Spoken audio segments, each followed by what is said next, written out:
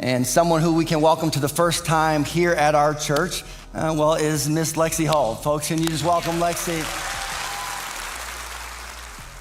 Lexie Hull just spoke her truth, and she did it in a place no one saw coming. Sitting inside a small church in Indiana, she opened up in what turned out to be one of the most honest and powerful conversations of her career. This wasn't your typical interview. It felt real, raw, and deeply personal, with moments that truly surprised everyone listening. So excited that you are here, and obviously you are someone who is at the center of so much of our community pride. We are loving what is happening in the Fever in terms of success and just excitement around the city. After a standout season with the Indiana Fever and a championship run in Miami with the Rose Basketball Club at Unrivaled, Lexie Hull came back to Indianapolis ready to open up. She shared what it's really like to deal with pressure, learn patience, and grow as a rising WNBA star. This wasn't polished or rehearsed. Just Lexie, being real, saying what most athletes keep to themselves. So what did she say about the Fever? And why is her mindset getting so much attention before the new season even starts? Lexie didn't hold back, and this time, it's about more than just basketball. I think the Pacers is a great experience. I think right now the Fever is a better experience. And anyone just been to a Fever game and you're like, man, that's great basketball. And I think what you girls are doing is great. And shout out to the Pacers. I know some of you are in the room working here thinking, hey, that's my team. Even before Lexie Hull spoke, you could feel the energy in the room. Sitting across from Pastor CJ at Northview Church, it was clear this wasn't your typical Sunday guest. The crowd quickly picked up on it. This moment was different. Then came the words of praise.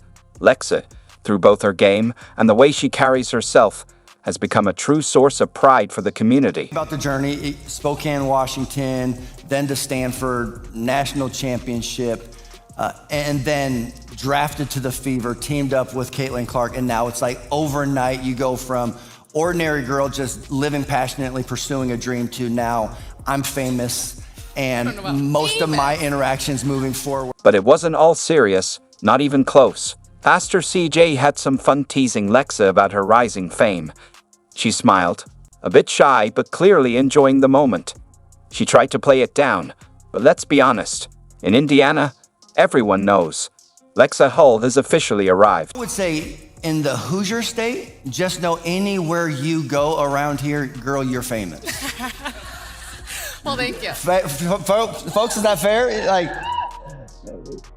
you are gonna have to hide for someone in this state not to be like, hey, Lexie Hull's right there. So you're funny. The laughs kept coming, but there was something more behind the jokes. Respect. This wasn't just about fame or flashy plays. It was about how Lexie's journey, her dedication, and the way she carries herself had truly connected with the community. It was the perfect setup for the honest, powerful conversation she was about to have. Tell me just what has the transition to Indiana been like?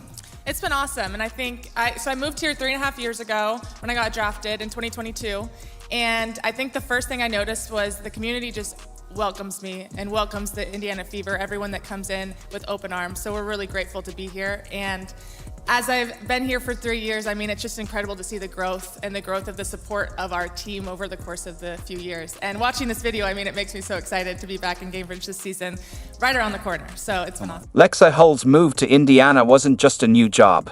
It was a step into the unknown. Drafted in 2022, she arrived in a city far from home and immediately felt something special. She felt welcomed. And as time went on, that bond with the community only grew stronger.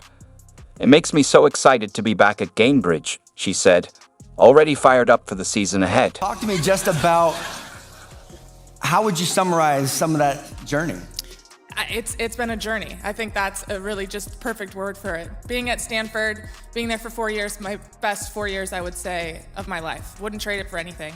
Coming here, first time being away from family, first time playing basketball without my twin sister, so that in itself was a transition. And then also, first year, my rookie year, we won 5 games. Lost more games than I'd have in my entire life. So then you add in being alone. Yeah. With losses. It was really challenging. But getting here wasn't easy, not even close. Lexie didn't sugarcoat it. She talked openly about the tough transition. From 4 incredible years at Stanford, where she won a national title and shared the court every game with her twin sister, to entering the pros completely on her own. Her rookie year with the Fever was tough. "We won 5 games," she said plainly. It was more losses than she'd ever experienced, all packed into one season. 2 head coaches, constant changes, no steady rhythm. In the middle of it all, Lexie lost something important: the joy we now see so clearly in her game. In multiple places, had 2 different head coaches. That whole year was just like, what am I doing? Like, this is not that fun. Now to last year, just the growth of it is insane. And I wouldn't have expected it. It's so awesome because it's been such a journey. And to play in sold out arenas across the country, to see people with my number on their chest, I mean, it's just surreal. So I'm just really grateful for the opportunity. But Lexie didn't back down, she grew from it. By 2024, everything had changed. Her story took a full turn. Sold out crowds, fans wearing her jersey, playoff basketball, and a breakout season with the Fever.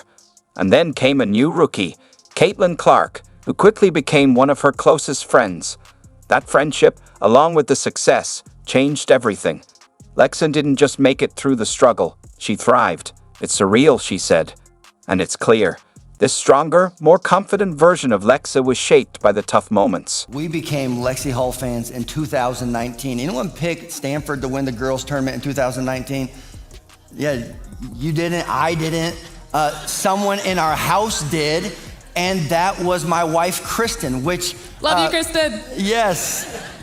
And what was funny about it is many of you know my wife, Kristen, is from Iowa, played college basketball, comes from a family of athletes, multiple Hawkeye athletes.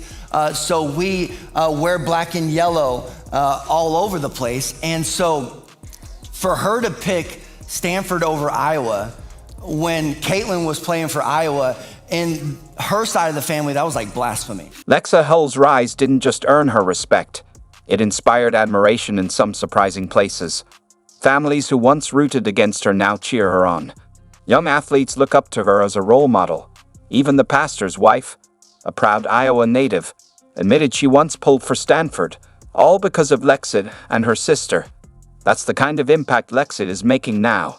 She's changing minds, inspiring futures, and turning admiration into a lasting legacy. Like, how are you going to pick Stanford over? And it was because, one, she liked you and your sister. And Kristen is a trash talker, and don't judge her for this statement, but when you're talking trash in the heat of competitions, you sometimes say things. And she goes, one day we're watching one of your games, and you guys do something, and she's like, bam, pretty girls can hoop too. And I loved it. And that was her bias initially, and now it's funny because our daughter Riley, we were talking about, looks up to you in terms of play. And so sometimes you'll hear someone say, hey, play like Lexie Hull, right? So you are just highly admired in our household. Behind the highlights and the hype, Lexie Hull's journey has been far from easy. As her visibility grew, so did the pressure from fans, critics, and most challenging of all, from herself.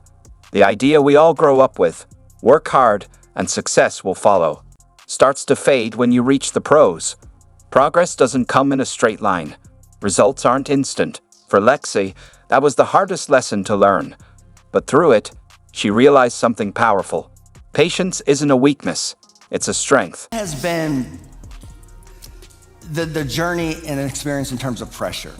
I mean, that's got to be insurmountable. You start to commit to disciplines, habits, routines. You sacrifice a ton. Mm-hmm. There's a burden that comes with your blessing, right?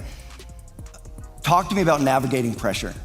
It's a big part of the game. And I think, when you're playing early on, you can say that work ethic will get you everything that you want. And there's very much truth to that. But then there's also a piece when you get to this level that mental toughness is an even bigger piece. What most people don't see is how quickly things can change off the court.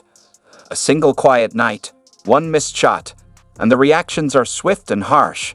Every performance is out there for everyone to see, every moment replayed online. The pressure can feel overwhelming. But Lexie has learned something important.